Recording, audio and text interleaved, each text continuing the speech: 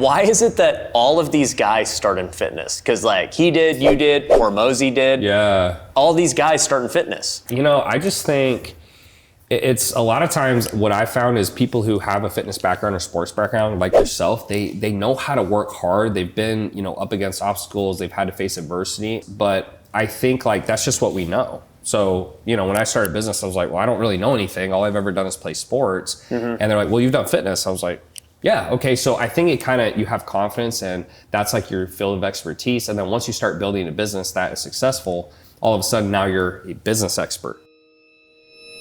All right, today I got with me Tanner Chidester, the Sky.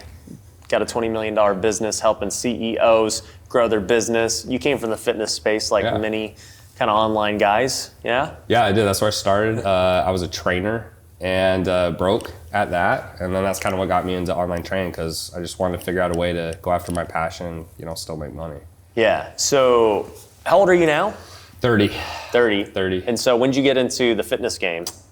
So I started working out when I was 12, but I didn't really start taking it seriously to make money until I was about like 25. So, you know, I guess still kind of relatively new for me, but I got into it when I was like 12 because I got bullied a lot. And then around 25 is when I was like, okay, I really need to start making money or got to go back to school. So you start kind of being a personal trainer. It sounds a lot like Rudy, who I just had on. He was in the fitness Rudy was space actually, too. I know, it's funny now, you wouldn't think Rudy was in fitness, but he was actually like super into fitness like way back, I know, you hear Rudy on our podcast, Rudy's like, yeah, I'm an athlete, you're an athlete, you know, and I'm like, Rudy, one of us looks like an athlete, okay? But, you know, it's all good. Yeah, exactly. So I did that and I loved it, but, you know, just trainers didn't make a lot of money, and so when I started going online, that blew up for me, and then, you know, things kind of like started pivoting from there. Yeah, so what were you originally selling with that? So I originally was just selling, you know, nutrition, workout plans, you know, custom support. And so, you know, I didn't realize people would pay what they would pay. And that was kind of like a wake up call for me because I got someone on the phone and I was like, hey, you know, it's 4 months and I'm gonna, you know, it's $2,000. And he's like, all right. And I was like, oh shit. Like this guy actually paid it because I was only charging about $50. But it was just nutrition train. I had an app and then they get some custom support. And so how did that business evolve? Like, what did it look like when you first launched it? What were you making? Yeah, so when I started, I was just messaging people on my Instagram. I was using Excel sheets. So like, it would just be no CRM. It was terrible. It was like just Excel sheets, like eat this food, this amount.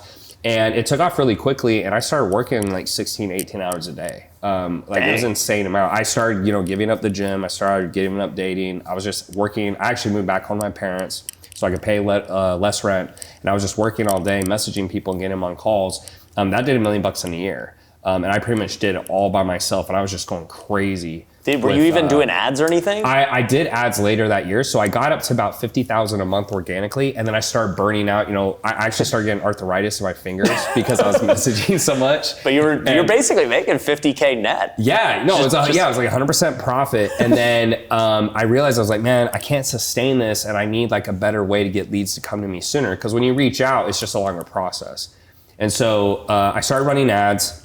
I paid a bunch of coaches and like my ads didn't work, but finally after like my 5th or 6th coach, they started working. And then I just scaled that business to about 150,000 a month. And then people started seeing my success. And then that's when they started asking me for help, trainers specifically. So from there, you're telling me the first year you did $1 million? Yeah, in the first year, like I just went absolutely hyperbolic. It was crazy. Yeah, it was really fast. And then like, what did year 2 look like doing that? Yeah, so first year I did $1 million, and then the trainers, you know, started asking me for help, and I was like, man, like, I don't really want to do this, but I had like 10 people who were willing to pay me 10 grand.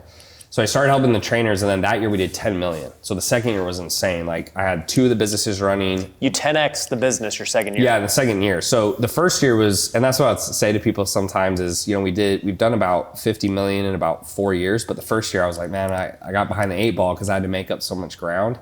And then the year after that, we went up to 15. And so it just went from like, you know, helping people in fitness, then trainers started asking for help, and I was like, I guess I'll help you. I didn't want to do it at first, but you know, the business started growing, and then it kind of turned into elite COs, which is kind of what I do today, which is a mix, right? Still get a lot of fitness trainers and personal trainers, but you know, I have a mix now of like kind of general business owners. So, I mean, dude, you made $50 million selling education online. Yeah. Like first off, the fitness thing kind of cracks me up because I was talking about Rudy earlier, and I love Rudy, so no shade to Rudy for what I said earlier. Because he actually did show me a picture of him a few years ago, and he was looking good. Yeah, he's jacked, man. Yeah. So why is it that all of these guys start in fitness? Because like he did, you did, Hormozy did. Yeah. All these guys start in fitness. Yeah, I just think it's a lot of times what I found is people who have a fitness background or sports background like yourself, they know how to work hard. They've been, up against obstacles. They've had to face adversity. And so, I mean, for me, that's just was my background. And I just see that translates really well into business. You always have exceptions, but I think like that's just what we know. So, when I started business, I was like, well, I don't really know anything. All I've ever done is play sports. And they're like, well, you've done fitness. I was like, yeah, okay. So I think you have confidence and that's like your field of expertise. And then once you start building a business that is successful, all of a sudden now you're a business expert, right? And so it's kind of an easy pathway into it. At least that's how it was for me. Yeah. Well, I remember going to a seminar and somebody was saying, hey, there's 3 things that will always sell. Right. And it's like how to get rich, something to do with money, health, anything to do with health and fitness, and then relationships. If you can make people's relationships better, like those 3 things will always be industries. Yeah. And I actually think people, when they sell outside that's why they struggle. So like, people will see Tony Robbins and they're like, oh, I want to be Tony Robbins. Like, well, Tony Robbins has a massive brand, but they'll sell like, mindset or life coaching, which you can, but there has to be tangible things with it. Right. And so I'll see people all the time say, well, you're going to feel better. I'm like, okay, well, what does that mean? Like, what does better mean? And they can't really define it. So when they ask someone for 5 or 10 grand and they're like, you'll feel better, the person passes because they don't understand what they're getting. And so I think, or especially those 3 that you brought up, it's just easier to make tangible things. Like you're going to make more money, you're going to lose weight, or you're going to have, better relationship with your wife. So people can like conceptualize it and they understand what they're buying. Yeah. No, it's funny because like you see all this stuff with, I mean, me personally, right? I'm always looking at new stuff for me to buy and improve on, right? And so I'll see these new workout routines and different things, and I'll be like, dude, you know what? Maybe intermittent fasting is the thing. Maybe I should eat raw liver all the time. Yeah, Liver King's going crazy right now. Yeah, maybe I should, do this new method no one's talking about. The only one that I'll never do is vegan. It's tough because there's nothing. It's just like almost anything you go to or restaurants, like there's nothing you can eat, and so I agree with that. But the funny thing is, there's just always like somebody saying this is the only way. Nobody knows it. It's funny. That's actually why I left fitness, because I got to the point where I just was like, I'm so tired of talking about macros and workouts. I'm like, stop eating, work out more, you'll look great, And it's just not that. It's not that hard, but I think people want to make it think it's hard or want to hope it's hard so that they feel maybe better that, I don't know, they're not in the shape they want to be in or how they look. I don't know. Yeah, I did a video where I talked about diets, and I'm like, to me, the only thing that matters are macros. Yeah. Like they're just calories. That's it. Yeah. That's how I felt. And it was crazy when I had clients, it blew my mind how many people, like that blew their mind. I'm like, wait, so you're telling me like I can eat a Twinkie and lose weight? I was like, yeah, like you won't feel as good as if you eat broccoli and chicken, but you can eat it and still lose weight. And it was so easy for me, and it was such an easy concept that I saw it work. But yeah, for most people, they don't understand it. Yeah. Which is crazy. Yeah. And I think for most people watching this, they probably are looking at make money products, right? Sure. They're trying to build their wealth, and they're looking at real estate, they're looking at crypto, they're looking at starting a business. There's lots of ways, but they're all actively trying to figure it out. Yeah. And I think the one that is interesting that nobody really, at least that I see, talks about is like the relationship side of things. It's more rare. I just think, with make money, I think the one lucrative side people see there is when you promise them they're going to make X amount, it justifies the asking price. Yeah. Right. Whereas with fitness, it was always a little bit of a harder sell for me because, if they only make 70 grand a year, 50 grand a year, 30 grand a year, you can't make them more money, right? Because it is what it is. And so I think that's why you might see a lot of make money stuff, because that promise kind of hangs over their head. And it's like, yeah, you don't have the money now, but you will. Yeah. But I don't know. That's my take on it, at least. That's what the thing I always say too is like, not only do I want to help you make money, but I do want you to have better fitness and health. I want you Yeah. to have better relationships. Because if you have those two things, making money gets easier. Yeah, 100%. 100%. So- If that stuff's like dragging you down, it makes working a whole lot harder. Really hard. A whole lot harder. So how did you, like, I guess, rebrand and transfer out of fitness to, you know, it's called Elite CEOs, Yeah, right? these CEOs. So I started off calling it Fit Warriors. That was my fitness company. And you can't ask me why I named it that. I was just like, oh, it sounds cool. I guess like it makes sense. Then we transitioned to Fitness CEOs when we started helping trainers. And then I started having, really what happened is you get to a point with ads, and you know, I'm sure you're actually not there yet. Like your ads are crushing. I've talked to Ryan, your ads are crushing, but there came a point where the cost per acquisition gets too high. And so I'm like, okay, we either can like try to figure out a new method, or we can open up the doors, which brings the cost back down. And so in hindsight, maybe I shouldn't have done that, but that's actually how it opened up. And so we still have stuff that's specifically for trainers. I think we're one of the leaders, if not the leader in that space. We've worked with like 3,000 trainers that have paid us at least $16,000 to date. And then with Elite CEOs, we just kind of opened it up and said, hey, if you're not a trainer, cool, we can still help you. These same principles apply.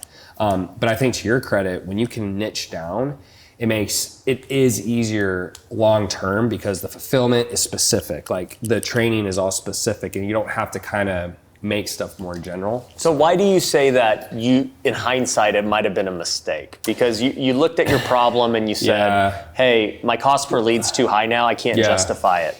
Well, it's because I didn't know how to fix it. And so, for example, it's right, the 4-minute mile, right? Until it had been done, it wasn't possible. And so, like, you know, we're both friends with Alex Hermosi. And, you know, I was having a talk with him and I said, yeah, you know, my business is doing about, you know, 1.5 to 2 a month. And, you know, I think we're peaking out. We're not gonna be able to go higher. And I told him my problem. He said, well, you know, have you done cold outbound? I was like, well, dude, cold outbound's not gonna work. He's like, you know, we're doing 70% cold outbound. And so when I heard that was a thought where I'm like, you know what? Instead of trying to open up my offer and lower the ad costs, I should have tried to do cold outbound or done some other method in the same niche. I'm glad I have now because, you know, I've learned so much. But I think when people cap out, they start looking to like expand their offer, and instead of like adding cold outbound or tightening up their systems or more follow-ups, maybe even live events, there's a lot of stuff I think you can do before expanding your offer. Right. So. Yeah, I agree. It's funny because we currently don't do any cold outbound in education. Yeah. Everything is purely like really hot inbound. You have tons of it. Yeah. So, but in house flipping, we've been doing cold outbound forever. Right. Like we cold call sellers nonstop, we text message, we do all those things. And I remember, you know, having a meeting with our team where I'm like, you know, why don't we just get every realtor's phone number and call all these guys? Yeah. Right? Like they all want to invest. Yeah. They just don't know how. Right. And to this day, even though it's the best idea ever, it's super simple, we still don't do it. Yeah. Well, it's harder. I mean, it definitely could work, and I think you could. But with like your brand right now, you're getting so much organic. Your ads are crushing. I think that's the lowest hanging fruit. But if that were to ever peak out, once we cap out, I should look at that. 100%. I think you should cap out first because, like I know for Gym Launch, there's not that many gyms. And so I even ran ads for gyms at one point, and the impression costs are insane because there's just not that many people who actually own a gym. That's a smaller pool than trainers. And so I think that's why they did it, because they saw, hey, once we spend above this threshold, our KPIs are out of whack, so we have to have a better way. And if you have a good offer, you know, it's everything. Because even lately we switched our offer for cold outbound, just how we positioned it. And it's insane, like we've probably 10x'd the amount of calls we've done. What was it before versus now? Yeah, so what we did before is we call them and we try to set a free training. So cold call, they're like, why are you calling me? We set a free training, we're like, hey, we'll show you how to go online, we'll show you these things. We show them that training, and then we would try to schedule a sales call, and we would just have a lot of drop off. We'd have about 60% to 70% show. Was it an evergreen training or a live training? It would actually be a live train on Zoom with like a setter. And we would just have a lot of drop off. And so the problem is you're paying all these setters to call, and then 60% or 40% drop off, and then 40% drop off. So by the time they get to the third call, you've booked like 60 calls, but only maybe 5 show up. And so what we've done recently is we actually shifted it to a rev share opportunity. And so it's actually really sweet, because what we'll say is, hey, look, we're looking for a couple of people to do rev share with, which we do. We actually do a very few rev share. And then when they get on the call, a lot of people like rev share because they look at it as like, I can be lazy. But obviously with the right partner, you want it kind of 50-50. They're doing certain things. So we get them on the call, and then we'll go through, and if they qualify, we'll offer rev share. If they don't, what we do is go, well, hey, look, you don't qualify for rev share, but maybe this is an option for you. Then what we'll do is we'll actually walk them through the Done With You program, and then we pitch them, but we give them 72 hours to make a decision. So it's not a true like bait and switch or high pressure. And then what actually happens is the people who like it, they'll come back and they actually do buy. And we just implemented this like a few days ago. We've already seen 2 deals come through. And the most deals we've ever had in a month was like 7. And we were calling 300 people a day per dialer. And so I just think it's the positioning to offer, maybe even for you, if it's like, wholesaling, that's one of the best offers, because like, hey, you want to get real estate with no money down? So it's super, exciting for a lot of people. So it does come down to the offer, and then it also comes down to like when you do cold outbound. I think cold outbound is the hardest, so you should wait. So when you're saying rev share, are you saying you and them have rev share? Yeah. So like it can be like a portfolio company, or like if you took equity. So if you came to me, you're like, hey Tanner, look, we'll run all your ads and do your marketing. You do the operations, 50-50 split, or 80-20 split. So something like that. And most companies are not a fit for it because, they don't have any staff, they don't have any sales, their funnel's not there. The few that are, they can be great options, but I think that's a great way to position it, at least for us, because if they are a good fit, we'll offer the rev share because it's a win-win. If they're not, then now we've gotten them on the phone and we've presented everything, and that's half the battle. Well, one of the things we're going to be doing in 2023 is exactly that. We're going to be acquiring businesses. Nice. How many have you guys took under that, the rev share model? Yeah, so I've actually, it's a very interesting model. I've taken on 4, but I only kept 2 of those 4. And the reason is like, number one, it's gotta be a great CEO. Like you're hiring the CEO, they've gotta be someone who actually wants to grow and build.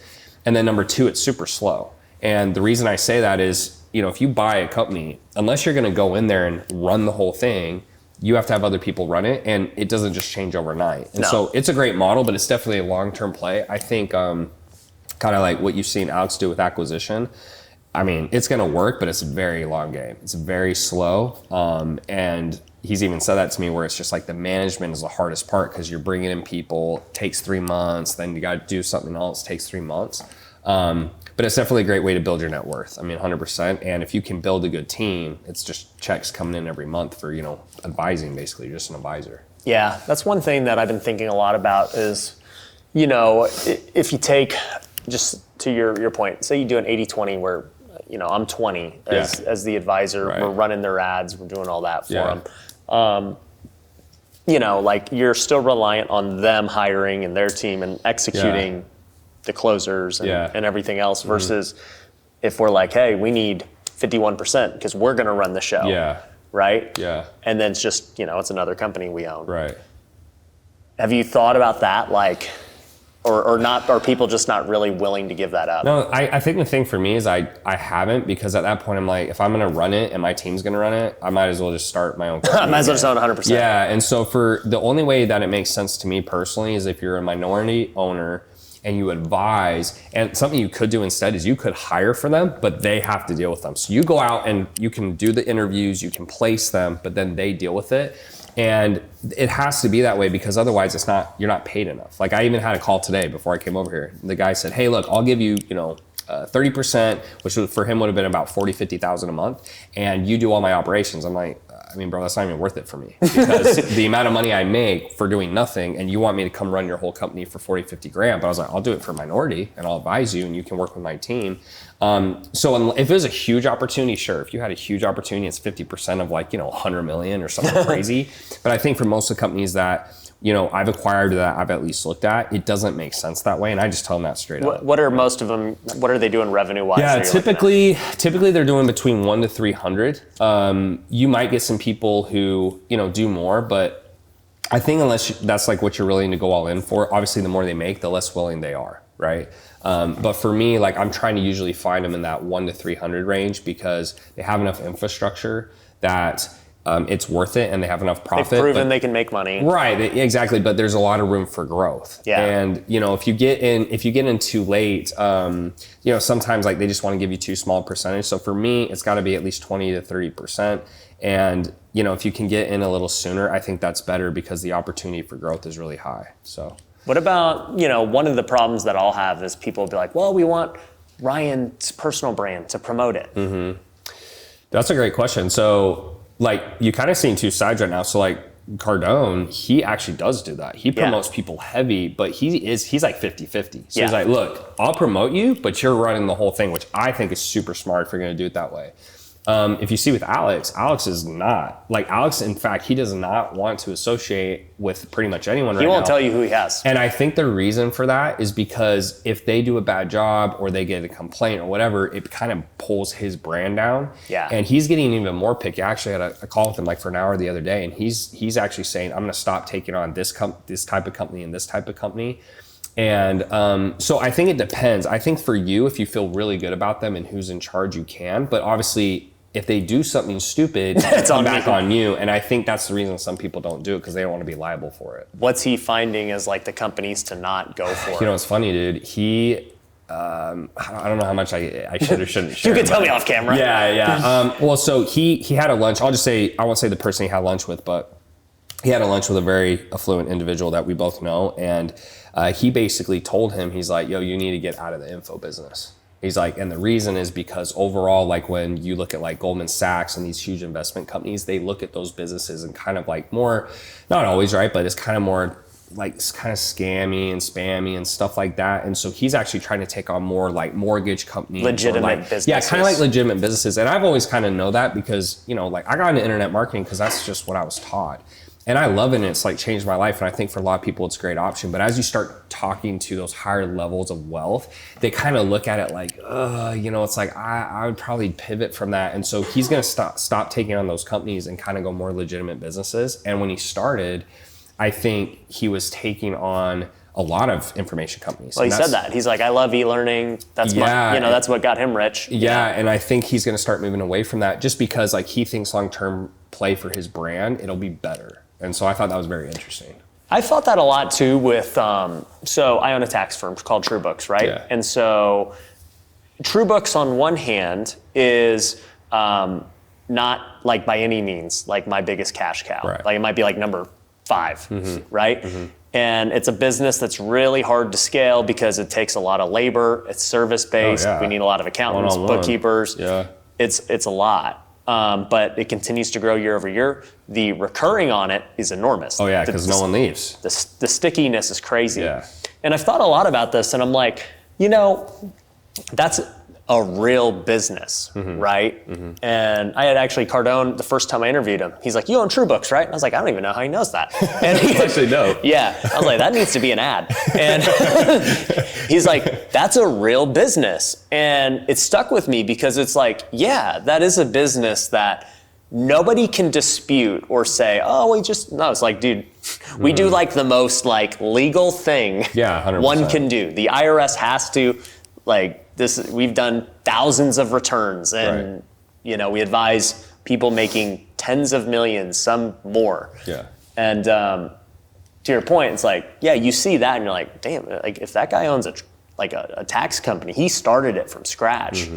Like this guy runs legit stuff. Yeah. No, and I think some of like these boring businesses, when you meet people, there was like a guy when I was, you know, in Puerto Rico that like he sells cars, makes a ton of money. There was another guy who got Ethereum at the right time and he cashed out and made a ton of money. And it's like some of these boring businesses, they actually can make a ton of money. It's just, you wouldn't think that way, right? You're just like really like ships or like, you know, cars, but they're out there. And I think it's just looking at the vehicle that's the biggest. That's the other thing with like internet marketing is like now that, you know, you're probably in the same spot where you kind of have enough money, then to me, there's not a lot of incentive to build another company that does 1, 2, 3 million a month. I'd rather try to build a company that does 50, 100, 200 million, you know, a year, because it's like, why not? Like, I don't need the more money. And if I enjoy the growth and I enjoy business, I'd rather swing big. That's kind of where I'm at. Yeah, so. I agree. I think, and that was the other thing Cardone was telling me in that interview. He's like, dude,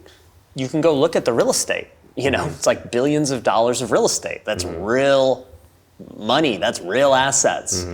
And education is great because the margins are so high. And yeah, super high. You look at college, it's been one of the biggest money makers for a long time. I need to buy one. That probably would be the best business to buy. You own a college. Nothing, and people just pay you $40,000 a year. It's great. Yeah, college is crazy. So for you then, what would be the big swing? That's such a great question. So I've been having tons of calls lately with people who've sold for 9 figures, 10 figures. It's been crazy, awesome talks. 2 of the things that stuck out to me the most, I'll just share the best 2. I talked to a lady named Kim Perrell. She lives in Miami. She's right down there. And she sold a company for $100 million and $250 million. She showed me a company called Chief. I thought this was insane. So it's called Chief. It's only for women.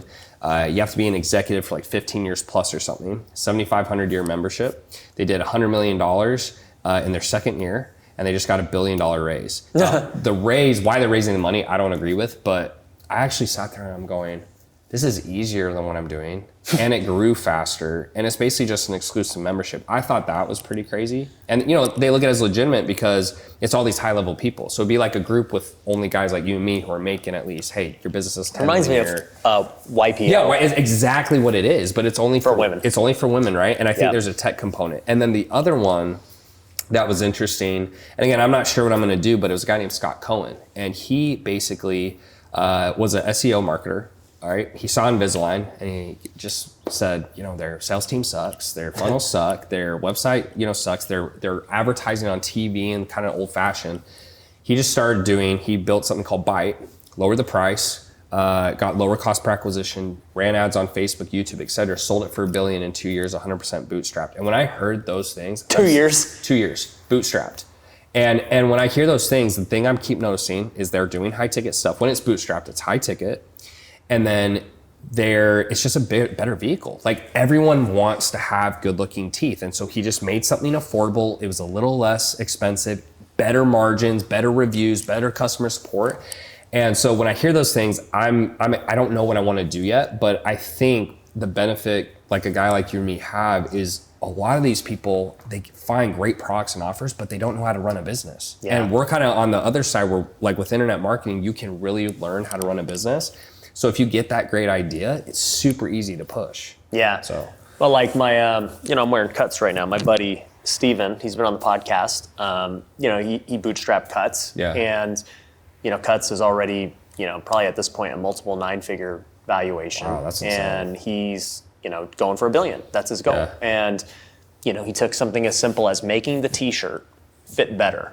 An athletic. And it's such T-shirt. A simple. And what's crazy is a lot of times you think and go, man, that's such a simple idea. Mm-hmm. But I think if there's a big enough market and if the idea is big enough, that's all you need. So there's a lot of guys who need T-shirts all the time. Yeah. Yeah, and teeth, another one. Even the exclusivity of that group. Just think about, one thing I always complained about is I said, man, I can't ever meet high level guys. Like I feel like when you get to a certain point in business, I'm like, man, it's really hard to meet guys who are doing, 10, 20, 50 million a year. And so that Chief concept where they're doing 100 million in the second year, I was like, wow, how simple is that? But how brilliant is that? And they probably don't have to do any fulfillment on top of that. They probably just controls itself. Yeah, so I'm in YPO, and I don't know. I know there's 30,000 members or something worldwide, and I don't even know if it's a nonprofit or not. I'm sure it's for profit, but just the way it is, I don't think they have any intention of selling or anything like that. But it's a good concept because and you probably won't leave because as long as the price is probably low enough and you meet enough people. Yeah, the price is so low. I'm in masterminds for $30,000, $40,000, and I don't even know what I pay, but it's less than 10. Yeah, it's cheap. And it's literally the highest caliber, not caliber, but earners. Yeah, super high people. And so that anyways, I don't know what I'm going to do next, but I've had about a dozen combos. I have another dozen lined up, and I'm just getting on the call and say, hey, here's where I'm at. Here's my skills. What would you do in hindsight? And I just ask those kind of big questions, and it's been super helpful. So I wonder, for me, I'm going the route of, like I said, next year going to be acquiring businesses, and we're building out our C-suite to be able to do all that, right? So we're building out, we'll be able to help them do the sales funnels, the marketing, all those things. Yeah. So you're gonna get your hands really in there. Yeah. Yeah. So we're gonna have all that stuff, and I'm just wondering if one of these big ideas is gonna come walk through my door, or if I'm gonna think of it and do that. Yeah, I think so. I mean, with acquiring businesses, it can work. I just think the amount of volume. So with our mutual friend, I think they'll probably have to get 200 plus businesses. Yeah. And if they want to hit $1 billion, right? So it obviously depends on your goal, but that would be the only thing I've been concerned about is I go, look, when you start, if you go down this path and you get too distracted, you might miss that big idea. Well, for me, the big ideas that I'm really interested in are real estate tech and crypto, because I just know blockchain and real estate are going to merge, and there's going to be a ton of real estate stuff, and I know that industry. I know both industries. Oh yeah, really well. So to me, I'm for sure. I don't say for sure, but like that's the easiest path. Yeah, tech is interesting because it's got the biggest upside, but there's also the downside of, do you get screwed over by the developer? How much money does it take? How much time? But it's all about the product at that point. And I think that's the other switch I've seen too is you go from internet marketing where it's all about the marketing, and then you go to these like bigger companies and it's all about the product, and they don't even worry about the marketing that much. Where it's, hey, is this product good enough that we don't have to market it that hard, or it will sell on its own? And that's what I find super fascinating. Because the way I built my company, obviously, is I'm just becoming massive, really good at marketing. And so anyways, it's a cool switch, but I think it's a good spot when you can, you have enough money where you can start thinking that way and you're not worried about how many sales you're making a day or what's in your bank account. So yeah, I wonder, another thing I've been thinking about is, if you build strong enough communities, right, that the chief one, for example, is a community of women, right?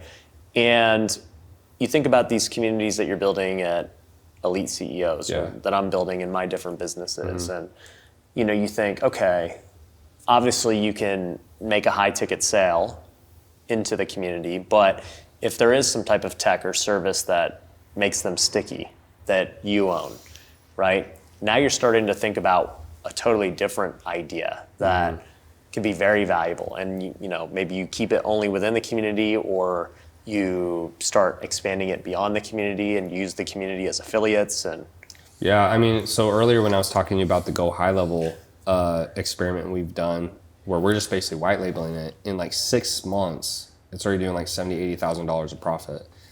And it's so easy and it's so sticky and no one's leaving. And the only way I would see them cancel is if they literally shut their business down. And that's crazy to see, because when, in your typical internet marketing masterminds, on average, I think the industry is probably 30% re-sign, or they have a 30% attrition rate each month, which is a lot. Most companies, especially tech companies, they're looking below 3%.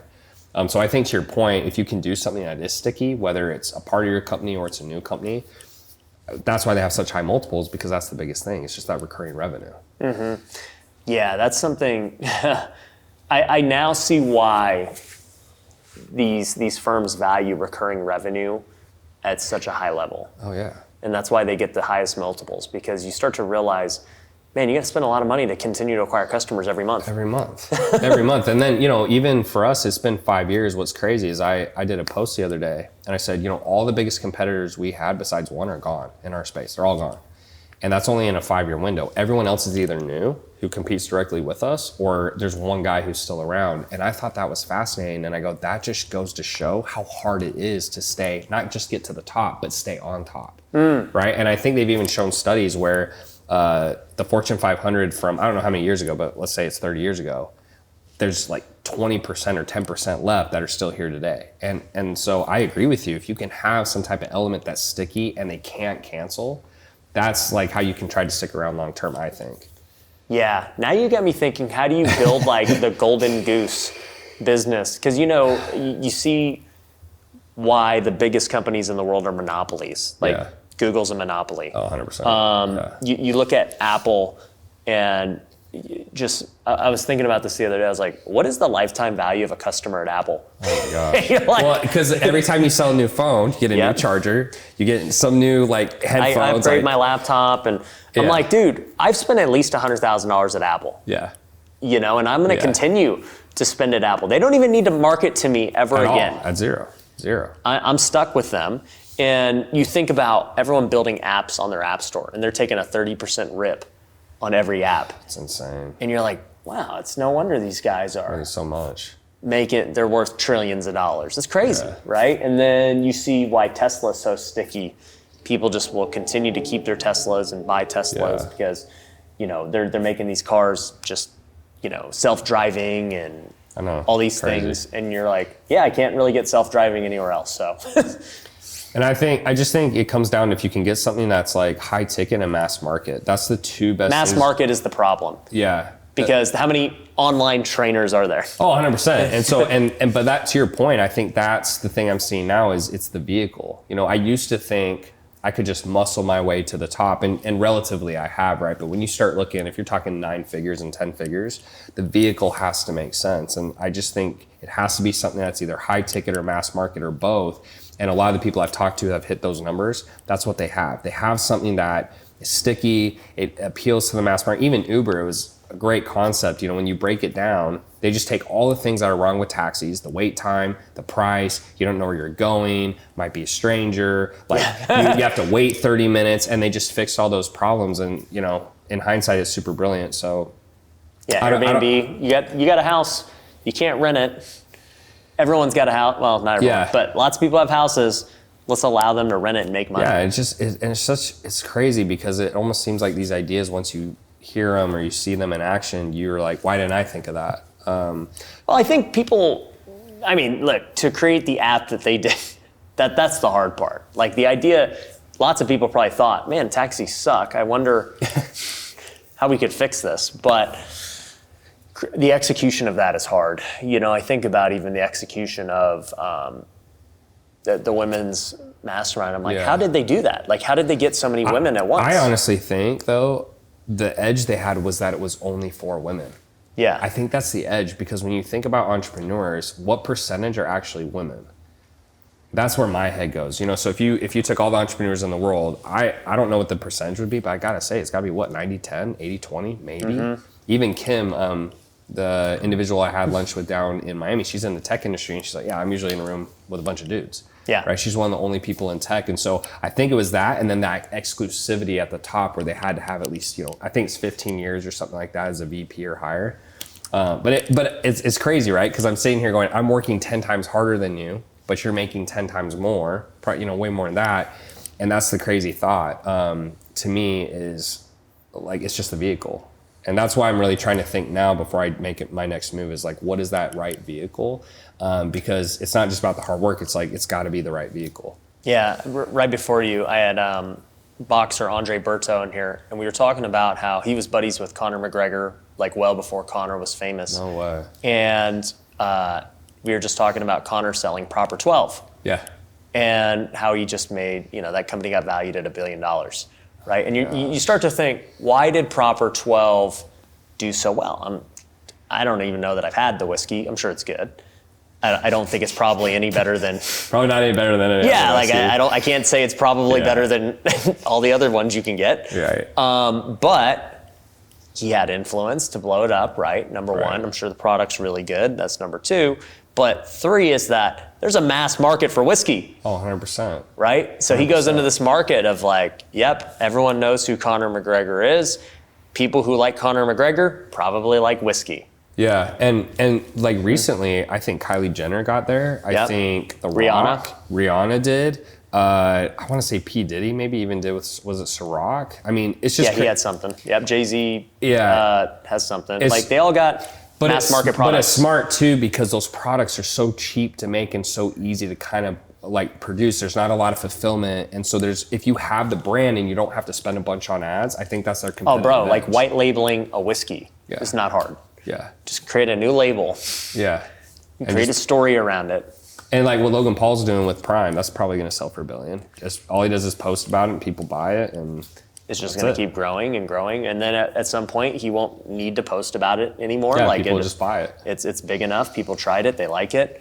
And then they can get other influencers like every other thing. Gatorade pays LeBron and these guys to talk about it. Yeah, and I think that's, to your credit, that's the one thing that I actually admire the most about you is you almost, at least it seemed to me, that you started building your personal brand first, and now because you've done that, your business is so much more lucrative because of it. And I think in the next 10 years, that's why I've actually started out, because I'm starting to think I'm behind the ball. In the next 10 years, with the way the technology is going, I think people who don't have a personal brand, it's just going to make it that much harder for them in business. Yeah.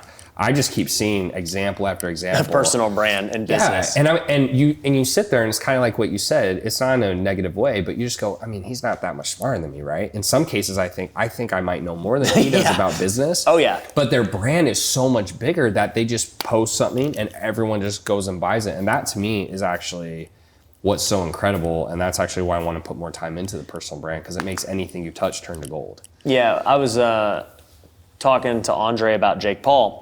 And, Jake Paul's done a lot of different ventures, and he's boxing and making dough. He's making dough in a lot of things. Yeah. But what I just was watching him do was start a company called Better.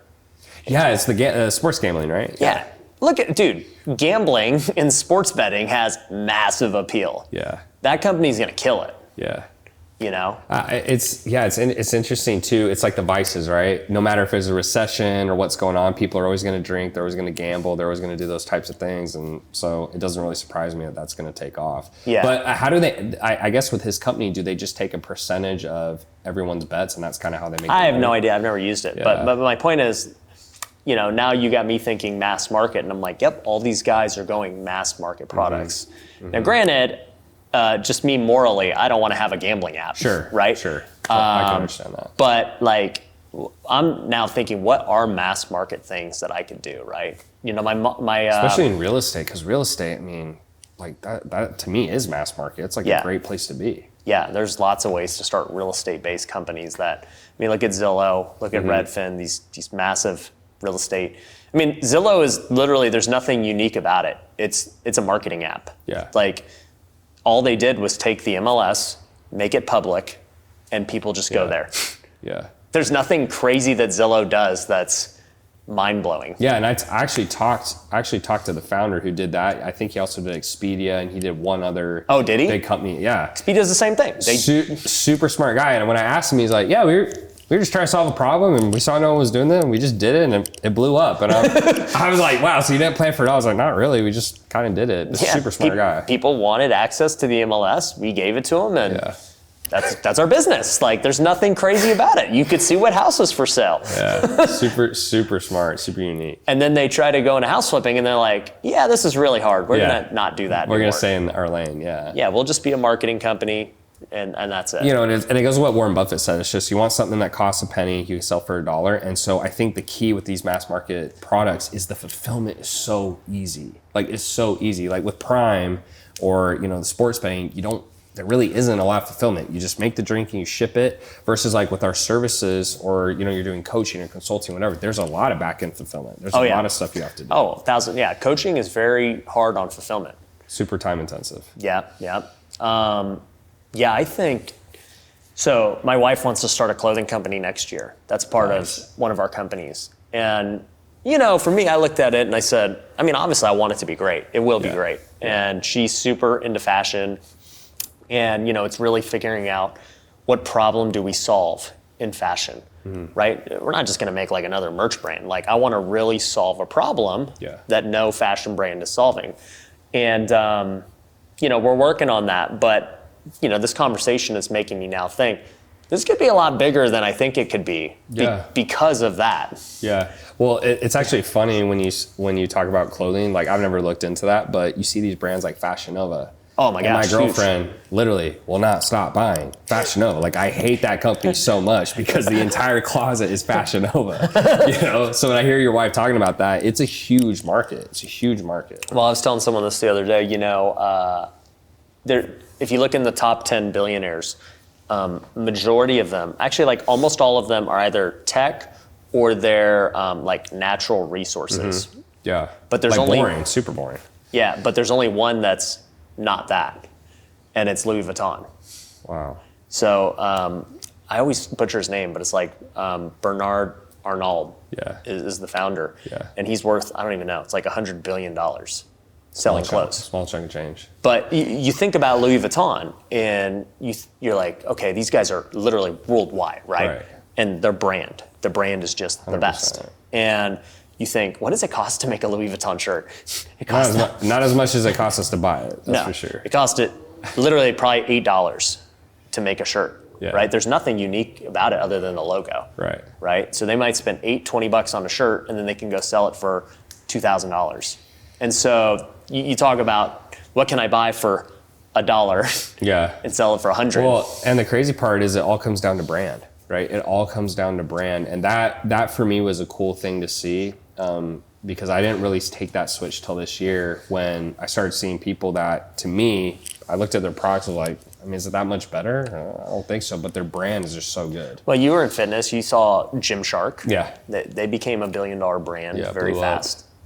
Like, I don't really even know what problem they solved, but I mean, well, the thing he did super well, Ben Francis, I think, was the founder that I saw, is he was one of the first guys who really took influencers. So he kind of leveraged their personal brands. And so what he did is, at that time, I don't think there was a lot of sponsors. And so he just went to all the biggest guys in fitness, said, hey, wear our gear. You know, we'll give you a percentage, whatever, it's free. And then it just took off from there like a rocket ship. And that's what I think he did super well. And he was just first to market, you know, because like to your point, the other big brand that I think of is Alpha Elite, but that is ran by Christian Guzman, and he also has a big brand. And so I just think if people can really know, like, and trust you, and you can build it big enough, I mean, I look at my business, 60% of my cost is marketing. So you take 60% back, imagine the profitability on those products, and people will keep buying. Or not even the profitability, but the amount of capital you can redeploy. Oh yeah, for other stuff, investments. R&D. Oh yeah. Like anything. Yeah. Just anything besides ads, you know? And so like, it's ironic, I'd done so much ads, but now it's like, how can I spend less on ads? How can I spend less on ads instead of more? It's kind of completely flipped. Yeah, how much are you guys spending on ads today? Yeah, so at our peak, we're doing about 500 a month. We spend less now. I'd say, you know, between all the companies, it's about 300 to 400. But obviously, we're doing a lot of revenue from that. But in a perfect world, I'd like to spend less. Like, I'd really like my YouTube to take off. I'd love to do more cold outbound, because, you know, it just tanks your profitability. And then, like you said, you can put more money into your team, into growing, into new companies, you know, investments. So it's funny, like, you kind of, it's a good thing, but it's also can be like a con at the same time. Yeah. Yeah, we're, you know, you and I had a call, I don't know, maybe a month or two ago. And you kind of gave us some advice on ads. And, you know, we were spending like, I don't know, 100 grand or so.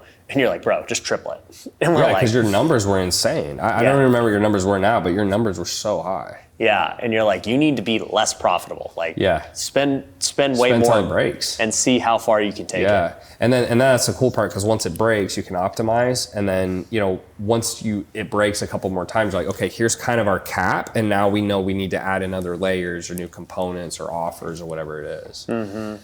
Yeah, so I'm excited about that. I'm excited that I'm excited because not only will, you know, going harder on ads, you know, make more money, but it's going to also give me more exposure, right? Because I already get plenty of exposure organically, but man, you start spending $500,000 a month, the exposure is going to start taking off. Well, yeah, and I can only imagine for you with how much you get already, but it's funny because especially with like the fitness side, I can go to pretty much any gym in America, and I can almost guarantee you one person there will like come up to me and say, Tanner, I've seen your ads. Yeah. And so with you, between your organic and that, I think it's going to go absolutely insane. Like, you're going to go anywhere and someone's going to be like, Ryan. Like, so it can only be good for the brand. Yeah, for sure. As long as you're selling good products. Yeah, of course. Yeah. And make sure you're doing the right thing and all those things. But I, you know, from what I've seen from you, like, you're doing the right thing. You're selling good products, you know, people are getting results. So what do you think's in the future for you? I know you told me you just hired a COO. You're kind of stepping out of the business. Like, what are you going to do? So my plan is, you know, in about a month from now, we're shooting this like, you know, December, I think, starts tomorrow. So I'll be stepping out. I'll be just advising. So I'll be around. I'll know what's going on in the companies, but I'll be just advising. But my plan is to take like, you know, probably 1 to 2 months sabbatical minimum. And that's the advice that I've gotten from everyone. They said, dude, look, you've been working for so long. You're so inside the business. Step out for a bit.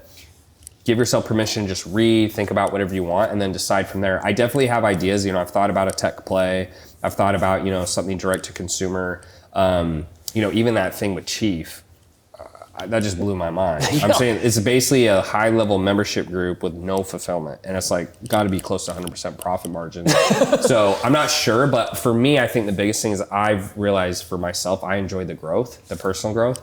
So as long as it's a vehicle that's big enough that can get to 9 or 10 figures, that for me is like the number one thing. Because I think with internet marketing, there's only so big you can get that company until there's kind of a diminishing return, right? Like you're pushing 10 times harder, but you're only getting, a 20% increase versus at the beginning of the business.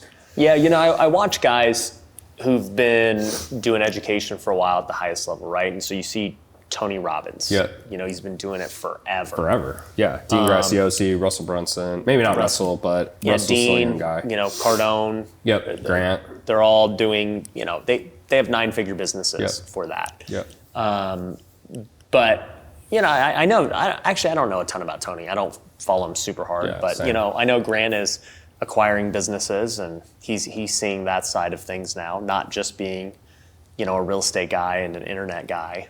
And I know Tony has made money investing in businesses, but it doesn't seem like he's really starting businesses from what I see. No.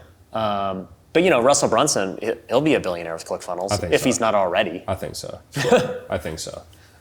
What's interesting though is I think that if you look though, there's not a ton of internet marketers that are actually at a billion net worth. Like even Tony Robbins, I think is around 600 million. He's been in the game the longest. Russell, if you really think about it, he's really a tech company at the end of the day. He is a tech company.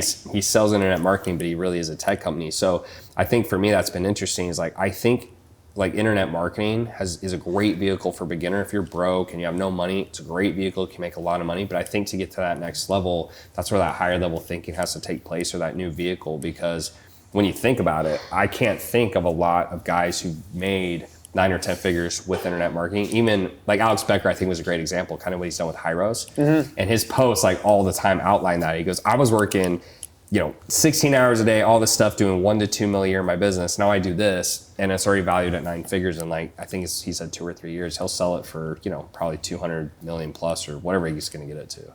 And that for me was like a really like key moment because that's kind of how I'm thinking now. And I just think it all comes down to, it's just a better vehicle, more mass product, more sticky, et cetera. So, well, what's interesting is what I'm seeing is that, when you first start out in a business, you're gonna do like one of these like normal businesses that everyone else can do. You can start flipping houses and wholesale. It's amazing. You can, do some e-commerce stuff. You can, be an internet marketer. You can start an agency. Like there's lots of ways you could start businesses that can, make you 6 figures for the first time. Then you can make 7 figures, right?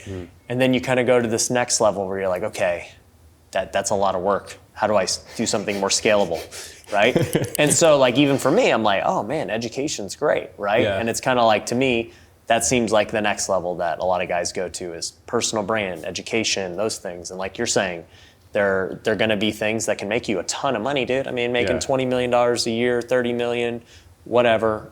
And you scale it, you make money, and that's great. But then you realize like, okay, that has a cap. What's the next thing after that? And to me, it becomes, if the first level was hustling and just outworking people and like grinding for that, what I would call kind of like a side hustle and turning it into a legit business, that would be the first level. The second level would be doing that legit business, but like with a better vehicle of scale. Teaching real estate is a better scaling vehicle than, flipping 100 more houses, 100%. Right? But what I'm seeing is that to that next level of scale, the 9 figures, the 10 figures is, instead of it being marketing based, you're now product based. 100%. 100%. I've seen that, multiple times now where, and it's funny, some of these people, it's almost like, do you even know how to market? Like when I talk to them, it's almost like I'm almost worried where if they came to me, I feel like I could run your whole company. Like I feel like I'm 100% an operator and I could run anything. And so I agree with you. That's why I think it takes more time, because you can't just, in internet marketing, we can just throw stuff up and it's like, we'll get it to work. I almost feel like anything I threw up, I could get it to work, but it's not going to have that scalability. And I've seen that over and over again too. And so I think we're on the same page with that. Yeah, got to think of a really big product. That's the next level, dude. I know, and that's why I gotta give myself a little time. But I mean, I'm not gonna make a move until I come up with it. But that's where I'm at. So you'll let your current company run. That's how you're gonna make your money every month, and live off that. Take those funds, start investing into your next venture. Yeah, and that's the plan. And I think it's funny too, because I talked to some entrepreneurs who have bootstrapped, and then some have done VC funding. And I really thought VC funding, I'm not saying it's a bad route, but I thought it was a lot better than it was. Oh, everyone hates it that I know. Right, and what I mean by that is, one, they're like, you don't work for yourself anymore. And then, I thought if you got valued at 100 million, right, and you're the CEO, I was like, oh, so like, they can just sell their shares and walk out. And they're like, no. They're like, they can get maybe access to 5 to 10% until a certain point. And so a lot of these guys, they said, dude, I was so rich on paper, but I could barely pay my bills. And so I think there's a lot of benefit to if you've bootstrapped a business, because then when you start a new one, you're thinking completely differently how to make it profitable day one instead of year 3 or 4. Some of these companies never get profitable, which is insane to me. I know. Never. But I think you're going to see that go away with the 100%. Yeah. And so what they've been saying is that if you've shown that you can bootstrap a business and you know how to operate, those guys are going to be the ones the VCs are going to look for, because they actually want to start making money. Because all these companies are just dumping in hundreds of millions of dollars and they're all negative. And I couldn't believe that. I said, so your company's valued at $3.8 billion. And you've never made any money. Yeah. That was insane to me to kind of go through those conversations, but it's happening. So. Well, bro, I'm gonna be excited watching you do it, and I'm sure we're gonna be talking a lot off camera about different ideas, man. 100%. I appreciate you coming out, dude. Yeah, thanks for having me. It was awesome, bro. Man. Appreciate it. Good to see you. All right, guys, you too. Make sure you subscribe, follow Tanner. We'll see you on the next one. Peace. Thanks for watching all the way through on this podcast. It means a lot to me. I've also done another interview that I think is going to be super helpful for you, so make sure you watch this one now, coming up next.